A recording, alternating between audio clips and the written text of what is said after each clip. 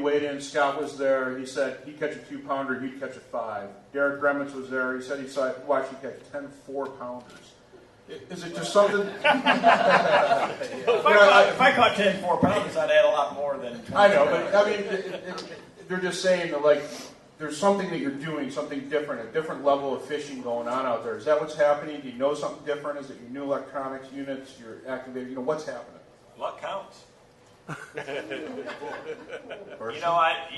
don't know. It's we're all fishing there, and the fish are roaming around. You can't visibly see the targets where they're at or anything like that. So it's yesterday I felt like I should have had a lot better day than what I did. I was, when Scott and I practiced in there, we knew what the potential was, and we talked about it. And I mean, you catch a 30-pound bag there, I think pretty easy if you hit the timing right. There's that kind of numbers of quality fish there, but getting them to bite is, as we saw today, is really hard. So I mean, I was real fortunate. Yesterday I never got a big bite. Today I got 2.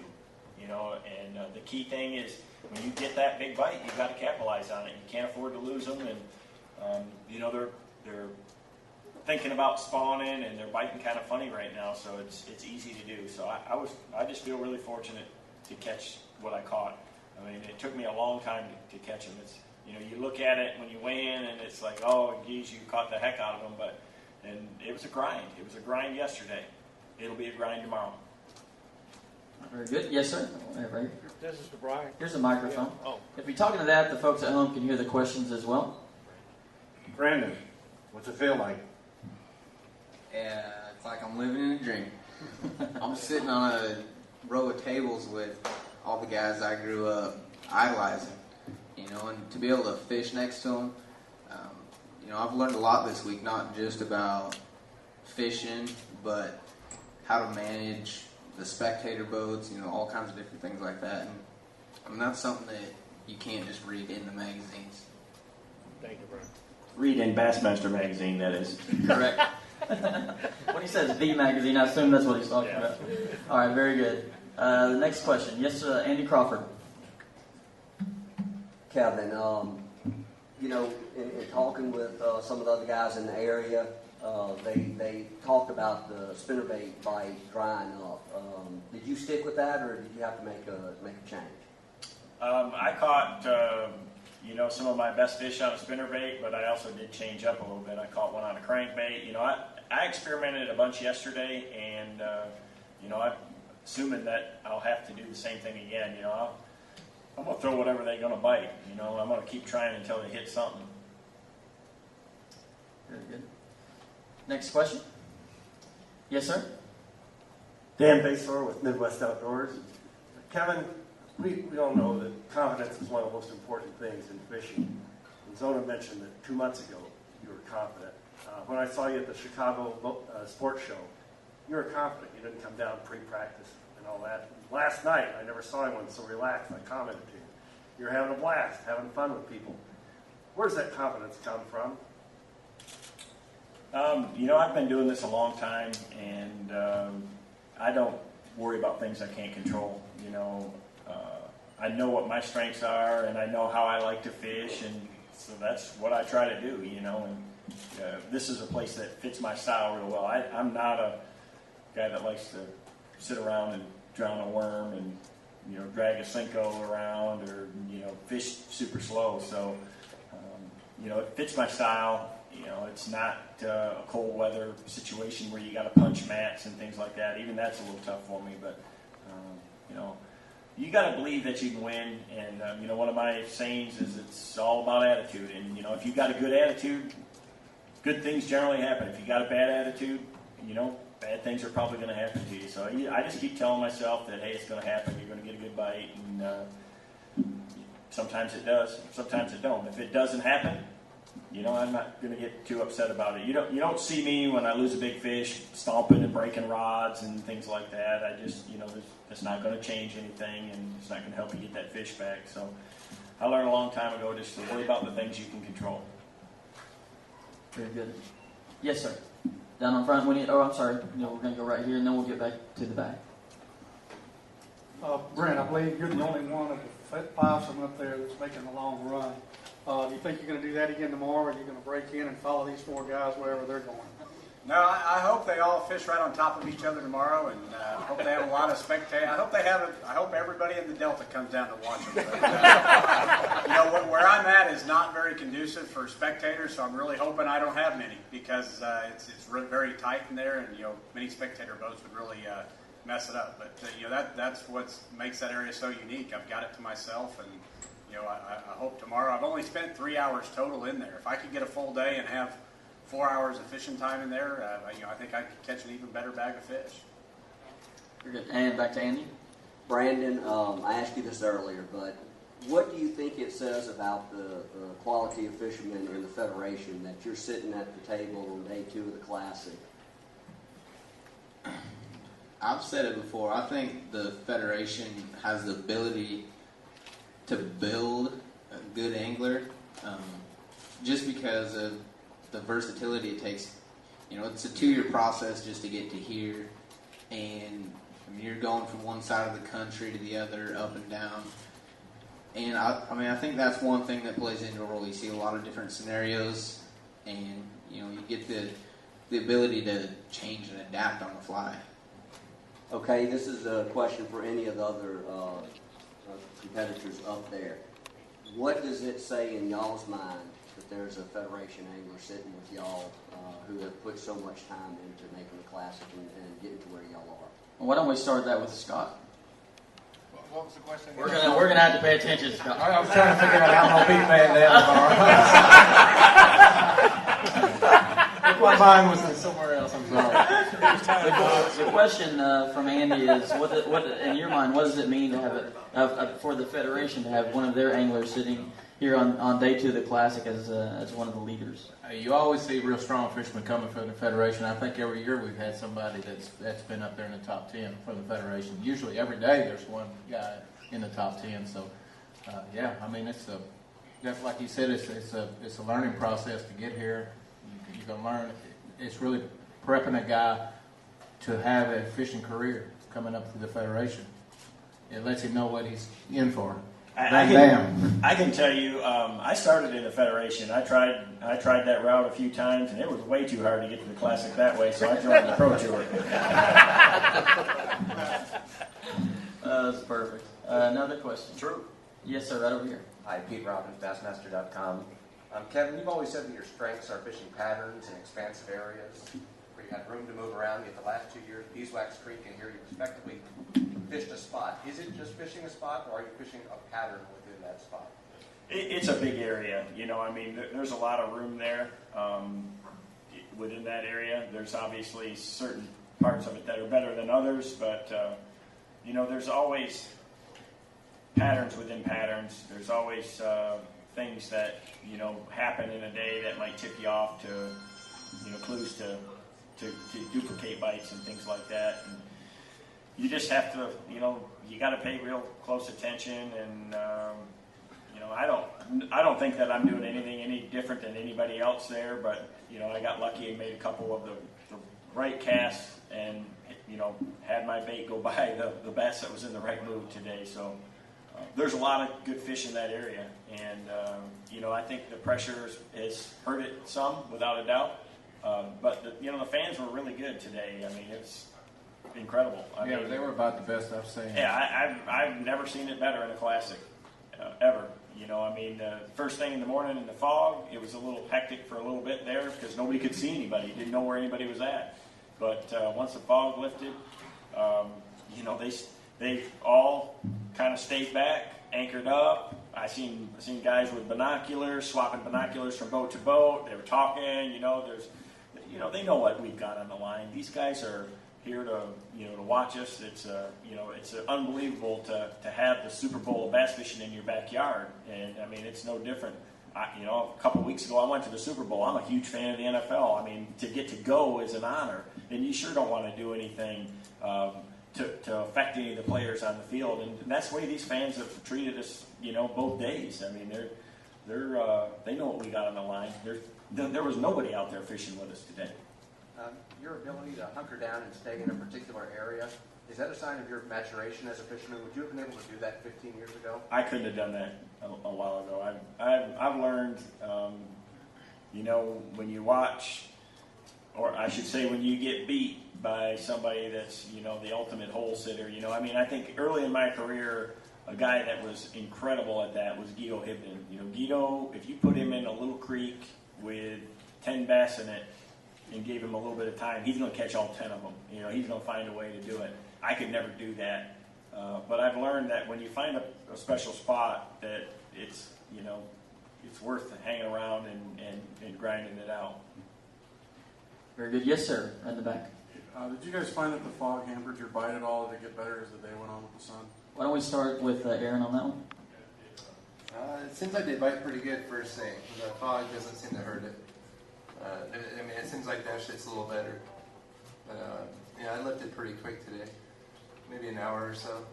But for me, I had a tough one today. I had the bites and didn't connect with them. But it didn't seem to hurt. Yesterday was good. Me and Van Dam started right together, and I think we put 2 or 3 fish in the boat before the fog lifted.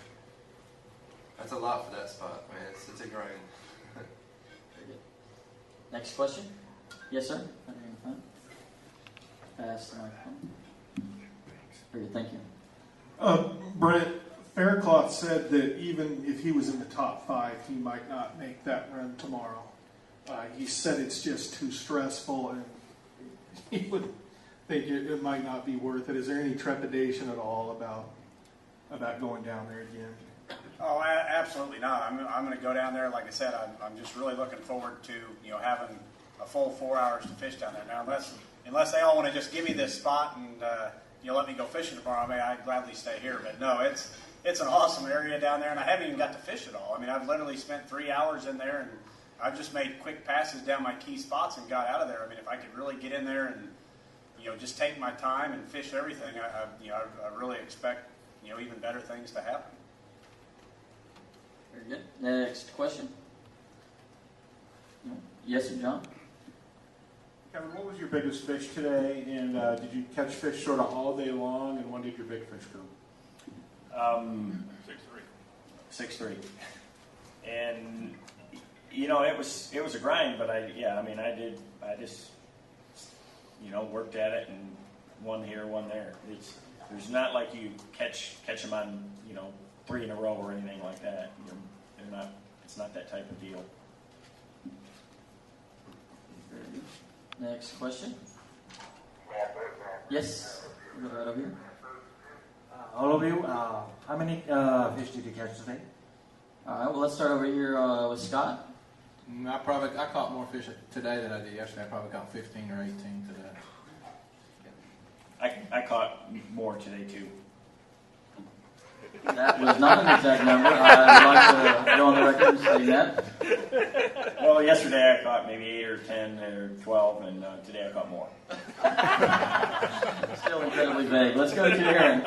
I landed 5. I probably landed about 12.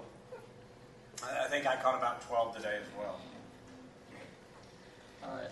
And Brent's fishing a tenth of the amount of time we are and catching as many fish. Getting a lot of bites. It just really, in the amount of time I'm there, you get a lot of bites. So it's, like I said, can't only imagine if I could have more time. Another question? Brian, what water temperature down there? The water temperature down there is considerably cooler than it is up here. It's amazing how fast this water warmed up here. I came up Sunday and fished that area they're fishing, and didn't have any bites. The water was, I think, in the low 50s then, maybe mid 50s. But down where I'm at, back in practice, early in the week, it was in the low to mid 40s, and the fish were biting pretty good then. Now it's in the upper 50s. Very good. All right, guys, any more questions? Any more? Going once? Going twice? All right. We got one right at the end. John Phillips comes up with a hand. Yes, sir, John. Kevin, every year you usually come out with a new bait. Are you fishing a secret lure this year? No. Very specific that time, Kevin. Thank you. All right, guys. Anything else before we let these guys go get some supper? All right. What we're going to do is we're going to let y'all go and get ready for tomorrow. We're going to bring up Trip Welding. Trip, come on up. I'm sure there's a lot of questions for you. You may sit down, sir. You've been standing up for at least 2.5 hours. All right, guys. We're going to go ahead and open up the questioning for Mr. Weldon, if there are any. I assume there will be. And looks like John Storm is again the fastest with a hand up. All right, no more questions for John Storm, evidently. John, go ahead and ask it. Our microphone disappeared. I'll repeat it so that the folks at home can hear you. Okay, Mike. Thanks, Trip. Obviously, safety is probably the biggest concern, and nobody wants to ever see a day canceled. Are you thinking that there's a time tomorrow where you might cancel a day, or would you let them go at 2 o'clock if there is fog? Yeah, thanks, John. It's a great question.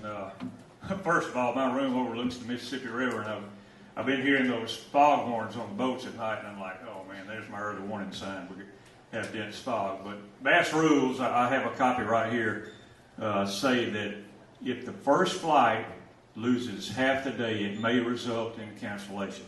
Now, this is, of course, is the Bassmaster Classic.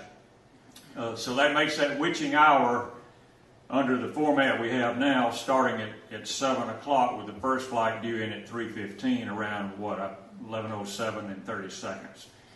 We have a couple of options here. We can bring them in at 3:45, what we've done with our second flight this week. If that happens, we just have to look at it in the morning. I know there's still another dense fog advisory again tonight and in the morning. If we have to cancel the day, we're fishing Monday. 25 anglers, and we will weigh in at Bayou Signet State Park. Okay? But let's hope we get it in tomorrow. Cool. Yes, sir. Well, let's go ahead in front first, and I'll get to you, Alan. Okay, right here. One of the questions that I have is, every angler that you talk to, they were talking about when they were running down to Venice. As they got closer to Venice, the fog was thicker and thicker and thicker.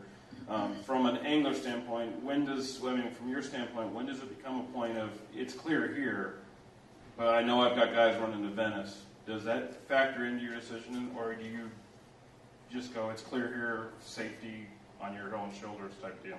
Well, it's a great question. We addressed that. We knew coming in that fog was probably going to be an issue, and I addressed it in the briefing Tuesday afternoon. I said, the Delta is a vast area, and it may be clear when we let you go at Homa, Bayou Black, it may be foggy in Venice. So we specifically told them safety is of the first concern.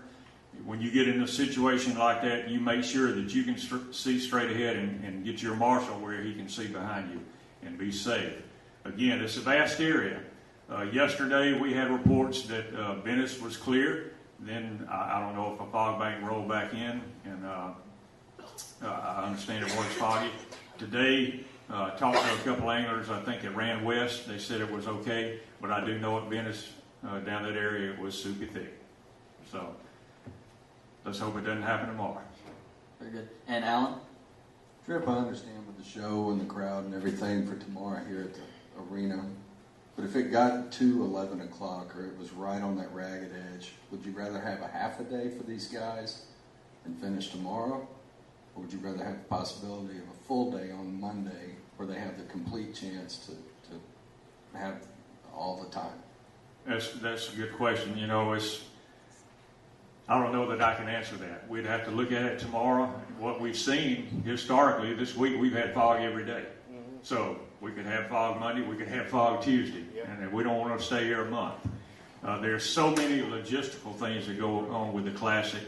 As you can see, we can't weigh in the arena Monday. We've got to move out. The Hornets play, I think, Tuesday night.